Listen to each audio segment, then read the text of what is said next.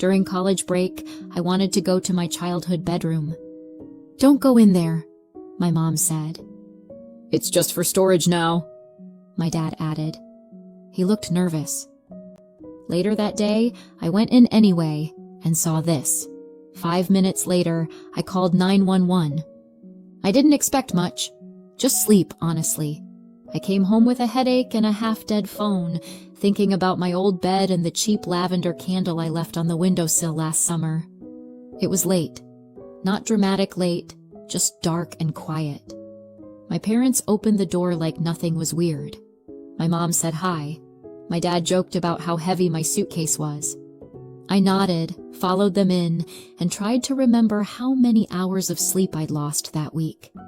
Probably 10 too many. Everything seemed fine. That was the strange part.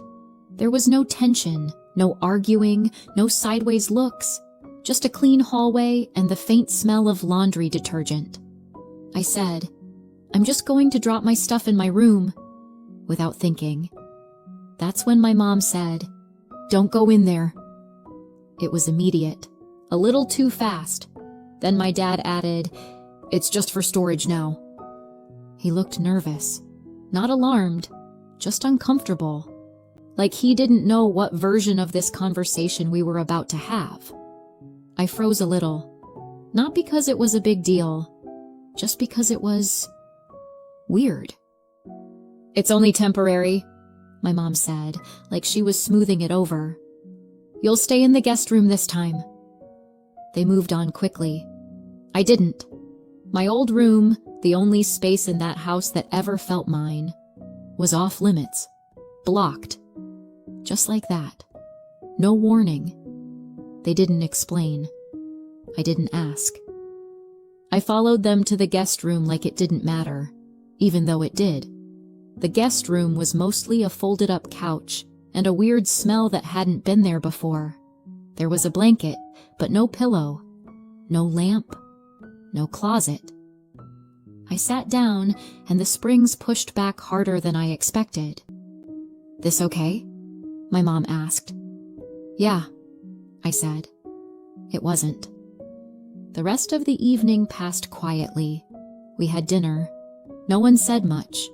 They asked about school. I answered. My dad talked about gas prices.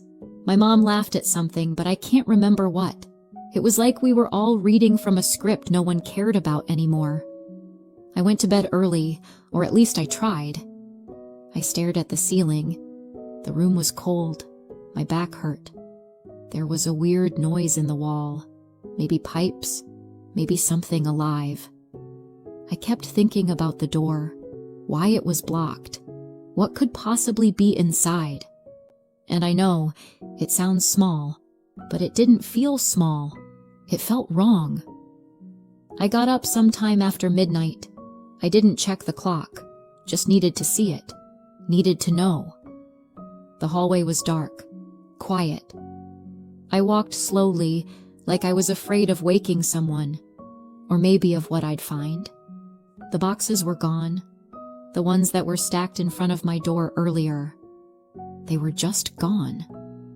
I stood there, staring. Then I tried the handle. It was locked. My room never had a lock. Not growing up. Not ever. Not even when I begged for one in high school. I stood there longer than I should have. Then I remembered the hiding spot. Back hallway, behind the laundry shelf. That's where they always kept the spare keys.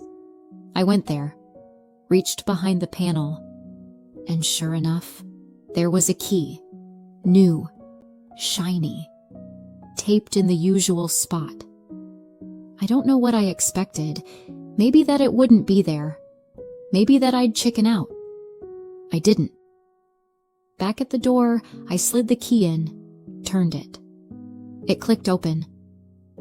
I took a breath. Then I opened the door. It smelled different, like dust and something else, like the air hadn't moved in weeks. I stepped inside. I saw what was in there, and I stopped. Everything in my body stopped. It wasn't a misunderstanding. It wasn't some random storage box or old furniture or a pile of winter coats. It was exactly what I didn't want it to be. 5 minutes later, I was outside, calling 911. I didn't knock on their door. I didn't tell them I knew. I just waited for the police to show up. I didn't look back. Not yet. I didn't always know something was off. That's the dangerous part about certain families. They don't scream at you or lock you in a basement. They make pasta. They smile. They ask about school.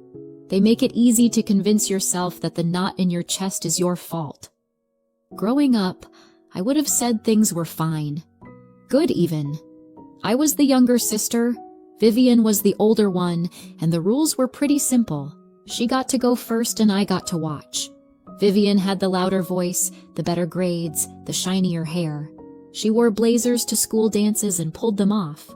She knew what she wanted from a young age. Journalism, probably travel, maybe a master's someday, and everyone around her just nodded and opened doors. I didn't mind mostly.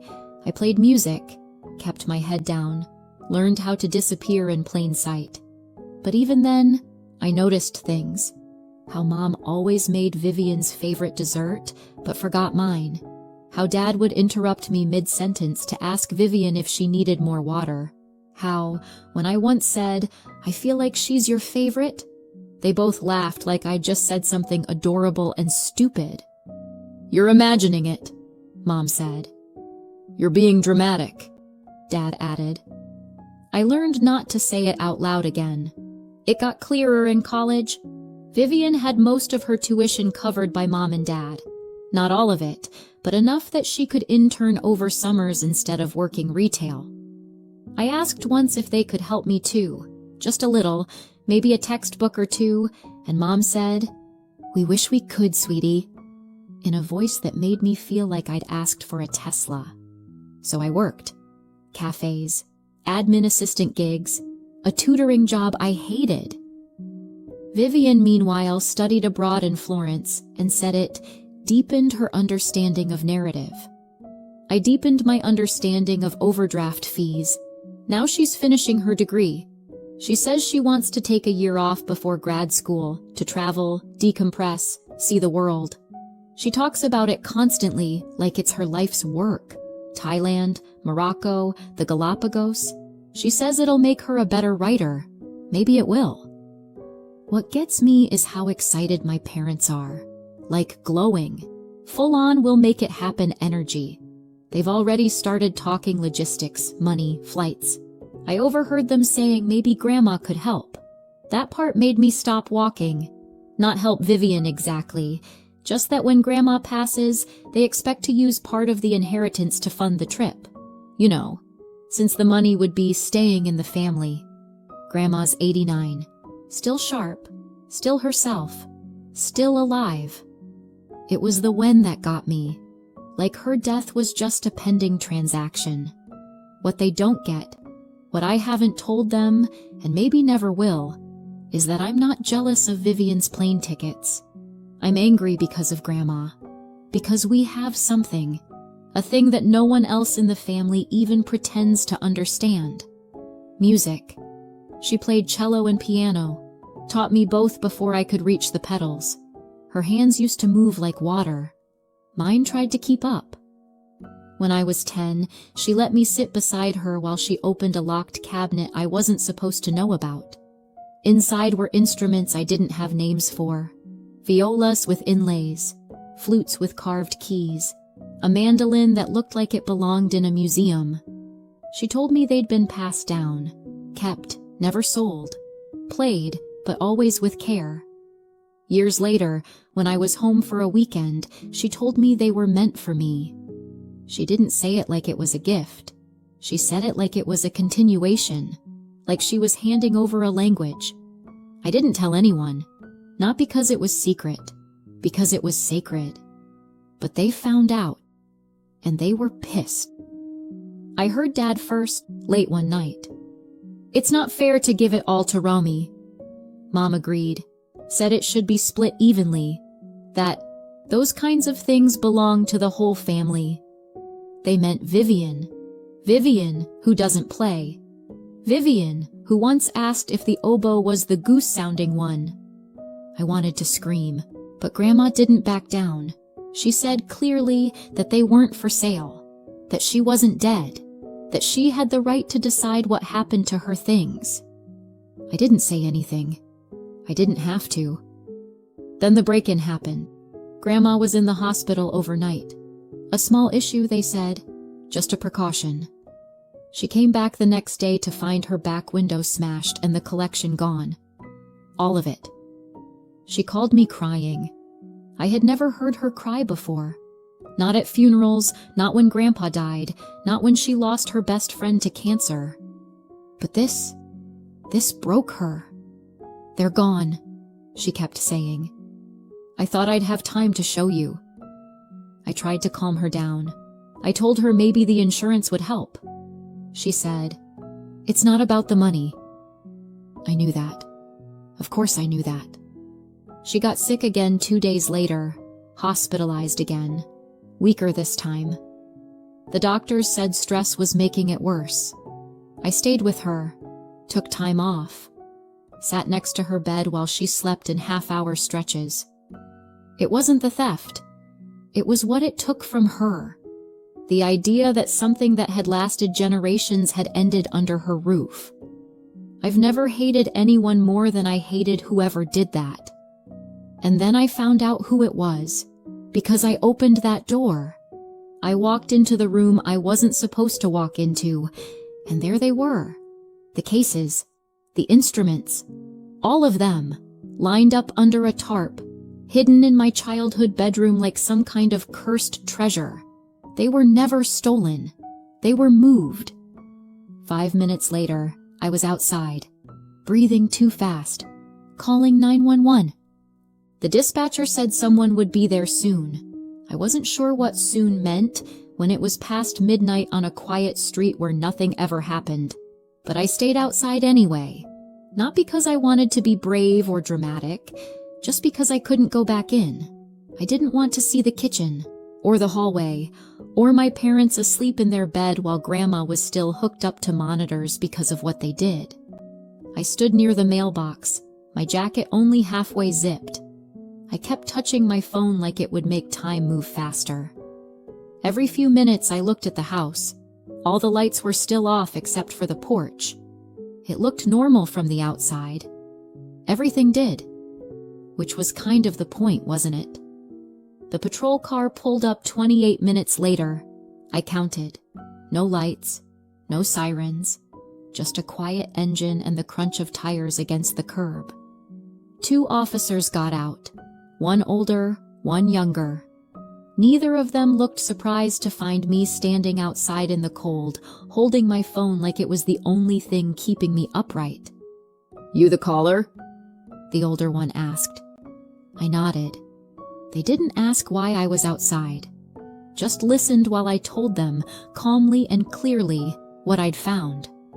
The instruments, my childhood room, the break-in that wasn't. I told them about Grandma, the hospital, the insurance claim. I told them the whole story in a voice that didn't sound like mine. They asked if I wanted to stay anonymous. I shook my head. I don't care anymore.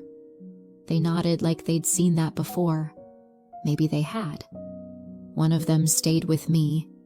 The other walked up to the house and rang the bell. It took a minute. Then I saw lights flick on, one by one. Upstairs first, then the hallway, then the front entry. My dad opened the door in sweatpants and a t-shirt. His hair was sticking up on one side. He looked confused, not panicked, not guilty, just tired and confused. My mom appeared behind him, pulling on a sweater.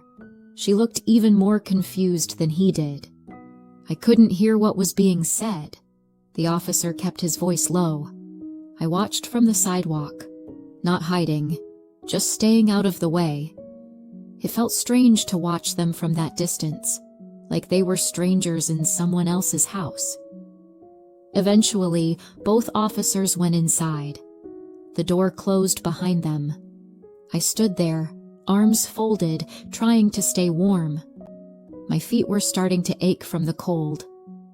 My hands had gone numb a while ago. I kept my eyes on the house. I didn't know what was happening inside. Didn't want to guess. Part of me expected yelling, footsteps, slammed doors, but it stayed quiet. Just shifting shadows behind the curtains, the occasional silhouette. Then nothing for a while. I thought about Grandma, what this would have done to her if she'd known what it already had. 20 minutes later, a second vehicle pulled up. This one was different, larger, with an empty cargo area and protective lining inside. They were there for the instruments, the evidence. 2 more officers got out. They spoke briefly to the first pair, then disappeared inside. A few minutes later, they started bringing the cases out. They moved carefully, like they knew what they were carrying, like someone had told them the value wasn't just in numbers. I didn't move, just watched. The violin, the cello, the mandolin. Each one of them carried like it meant something. And then the front door opened again. My mom stepped out, scanning the yard. She looked right past me at first, then froze. Her eyes locked on mine. No words, no expression shift. Just that cold, silent recognition. Then my dad stepped out behind her. They both stared. They didn't say a word. They didn't need to. I saw it in their eyes, what I'd done, what they thought I was now. Betrayer, backstabber, stranger. I didn't break eye contact. I just let it sit. Eventually, one of the officers walked back over. Everything's been cataloged, he said. We're just finishing the report. I nodded. My bag's still inside, I said. I don't want to go in alone. Of course. He walked with me. Inside, everything was quiet.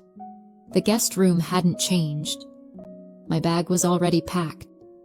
I grabbed it, didn't look around. My parents stood in the hallway watching. Still nothing from them. Not a word. I didn't look at them when I walked out. Didn't need to.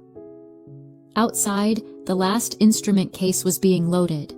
The second vehicle's door shut. Papers signed. One final clipboard pass between officers. Then it was over. Do you have somewhere to go? One of them asked. I shook my head. Can you take me to the hospital? I asked. He nodded. I got in the back seat, closed the door behind me. We pulled away in silence. I didn't turn around. Didn't have to. They dropped me off at the hospital just after 6. I had my bag with me. No plan, though. I just walked in and asked what floor she was on. Grandma was still in her room, still alive, still hooked up to too many things, but awake. She looked up when I came in and smiled like nothing had happened. I sat next to her bed, took her hand, said, "They found the instruments." She closed her eyes and breathed out. "Thank God," she said. I didn't tell her who took them. I didn't say where they were, just that they were safe. That was enough. She squeezed my fingers. "I wanted you to have them," she said. "That was the whole point." "I know." She rested her head back, said nothing else. A nurse came in after a while, checked vitals, smiled. "If she stays calm," she said, "she'll recover." I stepped outside around 7:30. My phone was already buzzing. 47 missed calls. More texts. More voicemails. Mom. Dad. Vivian. Repeat. While I was staring at the screen, it lit up again. It was Mom. I answered. Her voice came in loud and fast. "How could you do this to us?" I didn't respond. "You called the police. You humiliated your own parents. You've ruined everything." "You hid the collection," I said. You told Grandma it was gone. You filed a false claim. She's fine, Dad cut in. she didn't die. She could have. There was silence on the line. Then Mom again. We are your family. You don't do this to your family. You don't do that to Grandma. You've always been ungrateful, she said, voice shaking. Always twisting everything, making yourself the victim. I'm not the victim. She is. You're not our daughter anymore, she said. I stayed quiet. Then Dad muttered something low. She's old anyway. It slipped out. I don't think he meant to say it out loud. I felt something shut off in my chest. You were counting on her dying, I said. That's what this was. Neither of them denied it. I hung up, blocked both numbers. Vivian called 10 minutes later. I almost didn't answer, but I did. Her tone was different, like she was trying to sound calm and failed. I heard what you did, she said. I did what was right. You called the cops on your own parents. They committed insurance fraud. They almost killed Grandma. Oh, come on, she said. It wasn't like that. It was exactly like that. We just needed the money. It's not like anyone was hurt. Grandma was hurt. She's old. There it was again. You're really going to throw away the whole family over this? She asked. I didn't say anything. Romy, you've always been dramatic. You act like the world's out to get you, but I ended the call. Blocked her too. I sat down on a bench outside the hospital. No family, no more noise. Just air. I didn't cry. I didn't collapse. I didn't feel free or brave or strong. I felt done. They made their choices, and I made mine. It's been 6 months. I haven't heard a word from them, and I haven't sent one either. The last update came from my cousin. Quiet voice. Quick text. They pled guilty. Sentenced today. 1 year of house arrest, 400 hours of community service, felony convictions. Both of them. They wear ankle monitors now. Can't leave the house unless it's for trash pickup or food bank shifts. It's public. Everyone knows. They walk past neighbors who used to wave and now cross the street. No one visits. They're not invited anywhere. They stood in court and read an apology. Not to Grandma, she wasn't there. But to the room, the judge, the record. No family showed up. Not even Vivian. She vanished online for a while, then came back pretending it never happened. A new profile picture. Some quote about inner peace. Comments turned off. Like if she controlled the narrative hard enough, the truth might forget her name. Grad school? Postponed. The big trip? Never happened. Last I heard, she's back at home. Not working, not posting, not planning much of anything. And me? I'm not watching. I'm done. Grandma turned 90 last week. She's home. She's healthy. She's sharper than half the people I know in their 30s. We threw her a birthday party, small but full. Her closest friends came, the ones who never stopped calling even when she was sick. A few of her old music students showed up too. Some of them brought their kids.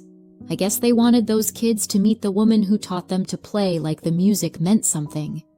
She wore her good cardigan, the one with the pearl buttons, and laughed the whole afternoon. Not polite laughing, real laughing. I hadn't heard it like that in years. The instruments were there too. They're hers again, out of hiding. No longer evidence in a locked-up case file. We set them up in the corner of the room, more for presence than performance. I figured no one would touch them. But around 5 o'clock, when the light shifted just right through the curtains, Grandma stood up from her chair and walked across the room. She didn't ask. She didn't wait. She sat down at the piano like the keys had been calling her. Everyone went quiet. And then she played. Not a full piece. just enough to make your chest tighten and your throat do that thing it does when you're trying not to cry in public. She played like she was still 60, like the last year hadn't taken anything from her. Afterward, one of her friends said, "90 looks good on you." Grandma smiled and said, "Might have another decade in me if no one tries to kill me again." The whole room laughed, but I didn't, because I believed her. She's 90, and she's still here, still playing, still sharp. Some people think age is permission to stop seeing someone, that once you hit a number, you become optional, easy to write off. But no one gets to decide how long someone has left just because it's more convenient for them. Grandma might live to 95, or 100, or 105. I'm not counting. I'm just showing up. She doesn't talk about my parents anymore, or Vivian. Neither do I. The instruments are back, the music is back, and that's enough. Did I go too far, or not far enough? Comment your thoughts, and don't forget to subscribe.